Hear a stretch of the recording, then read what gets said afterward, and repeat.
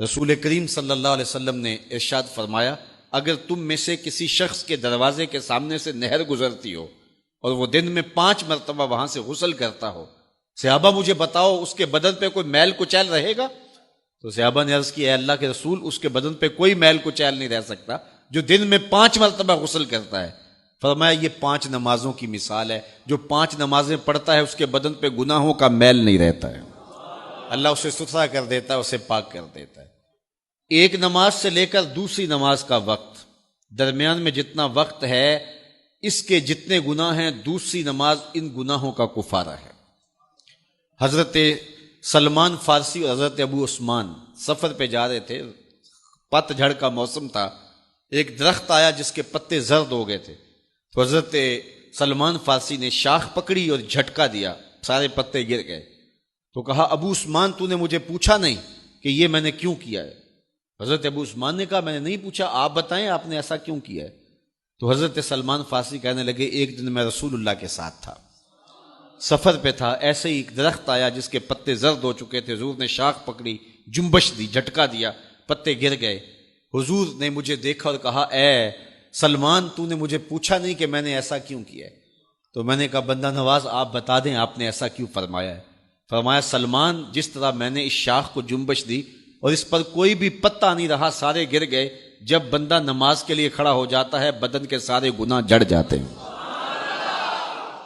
اللہ کی توفیق سے میرا خیال ہے کہ آپ سارے لوگ نمازی ہوں گے، اور میری مائیں بہنیں اور بیٹیاں جو تشریف لائی ہیں انہیں بھی 5 گانا نماز کا شعور اور توفیق نصیب ہوگی۔ آج ہم یہاں سے عزم کر کے جانا ہے کہ ہمارے خاندان میں، ہمارے رشتہ داروں میں، ہماری اولادوں میں اگر بدقسمتی سے کوئی بے نمازی ہے تو آج عزم کر کے جائیں کہ وہ بے نمازی نہ رہے، اتنے زور سے تبلیغ کریں گے کہ وہ نماز پڑھنے پہ مجبور ہو جائیں گے۔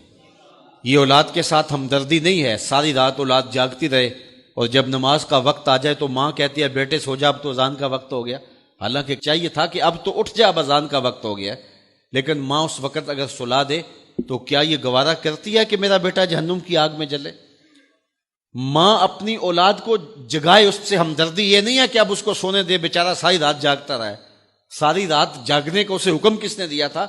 فجر کے وقت جاگنے کا حکم ہے، جب رحمت اللہ کی بٹ رہی ہے تو اس کو بیدار کرے، اس کو جگائے۔ کڑکتی دھوپ ہے، آج کل موسم کتنا گرم ہے، تو اگر بچہ دھوپ میں کھڑا ہو اور اس کے پاؤں جلس رہے ہوں تو ماں گوارا کرتی ہے، بھاگ کے اچک لے گی بچے کو کہ میں اسے دھوپ سے، تمازت سے، گرمی سے بچا لوں۔ تو کیا حشر کی کڑکتی دھوپ میں بیٹا پسینے میں شرابور ہو اور وہ پسینہ آگ سے بھی زیادہ گرم ہو تو کوئی ماں یہ گوارا کرتی ہے؟ یقیناً نہیں کرتی۔ تو نہیں کرتی تو اس کو اپنی اولاد کو 5 گانا نماز کا خوگر بنانا ہوگا۔ نماز کی توفیق اللہ سے مانگو۔ آج کے اس اجتماع میں یہی پیغام ہے اور یہی دعوت ہے اور یہی قرآن مجید کی تعلیمات کا خلاصہ ہے۔ 1 بار نہیں، 2 بار نہیں، 10 بار نہیں، 20 بار نہیں، 100 بار نہیں، قرآن و حدیث کے اندر 750 مرتبہ نماز کا حکم آیا ہے۔ آپ ذرا غور کیجئے، 1 مرتبہ کہہ دینا کیا کافی نہیں ہے؟ لیکن 750 مرتبہ تمہارے کریم رب نے تمہیں بار بار کہا ہے، تمہارے کریم رسول نے تمہیں بار بار کہا ہے کہ نماز پڑھو۔ تو اگر ہم اتنی بار سننے کے بعد بھی نماز نہیں پڑھیں گے تو پھر ہم کہاں کھڑے ہوں گے؟ اور دوسری بات ہے کہ اتنی تاکید کی گئی ہے، اتنی تاکید کی گئی ہے، تو یہ کتنا بڑا جرم تھا نماز کا ترک کرنا کہ بار بار کہا گیا ہے۔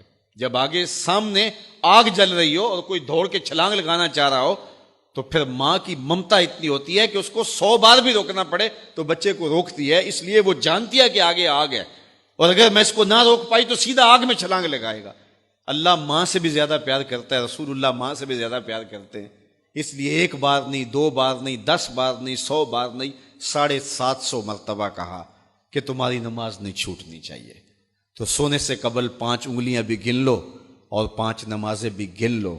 یہ عنوان تشنا رہ گیا، چونکہ وقت کے دامن میں اتنی گنجائش نہیں ہے، تو میں جو کہا گیا مجھے امید ہے کہ یقیناً یہ آپ کی روحوں تک اترا ہوگا، اور اگر بدقسمتی سے کوئی بے نمازی ہے تو آج کے بعد بے نمازی نہیں رہے گا۔